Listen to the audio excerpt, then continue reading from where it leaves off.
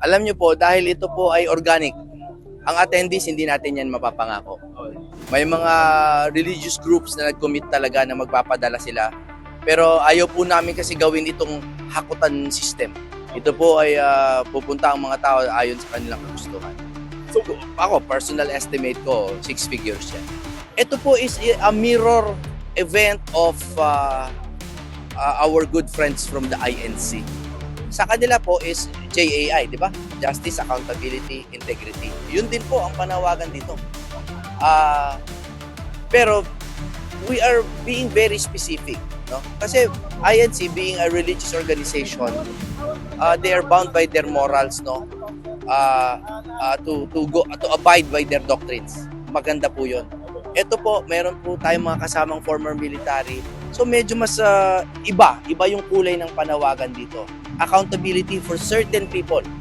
Pero makikita po natin yan mamaya sa entablado. Malinaw na yan, ilang beses na namin sinagot yan. You know, una sa lahat, yung mga nagsasabi niyan, alamin nyo naman kasi kung ano ang totoong technical definition ng destabilization.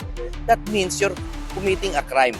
Some of the crimes in the either Anti-Terror Act o sa Revised Penal Code or something, wala po ditong rebellion or walang inciting to sedition, wala ditong planned na mga swift attack like kudeta.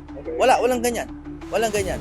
This is a peaceable assembly. Pero nasa constitution po natin, pwede tayong manawagan ng kahit anong gusto natin. Basta hindi violente. So ang pinananawagan natin, tumidiretso tayo sa taas. Dahil po dun sa nireveal ni Zaldico, na alam naman nating lahat na dati pa, may mga tao po dyan na kailangan managot. Pero very clear ha, hindi ito headed by PDP or political parties, no? Ang UPI po, yung United People's Initiative, ano po yan? That's a non-political party, no? Mga former military po yan at concerned citizens. Hindi, nung nanawagan sila, kami mismong, kumbaga, nag-present kami ng aming tao, kaming mga dating tumakbo, actually ang PDP is 90% civilian yan. So yun po, suporta kami.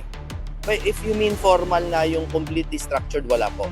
Ang meron po tayo ngayon ay certain time slots lang, na vague lang, no?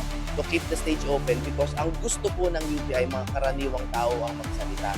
So aside from the fact na kumuha rin tayo ng entertainer, unang-una artist po ako. I believe in the power of art and music. Kinuha ko yung mga sikat ngayon sa kabataan, si Elias, si Gigi Dilana, and other bands, no? Nandyan ng mga host natin.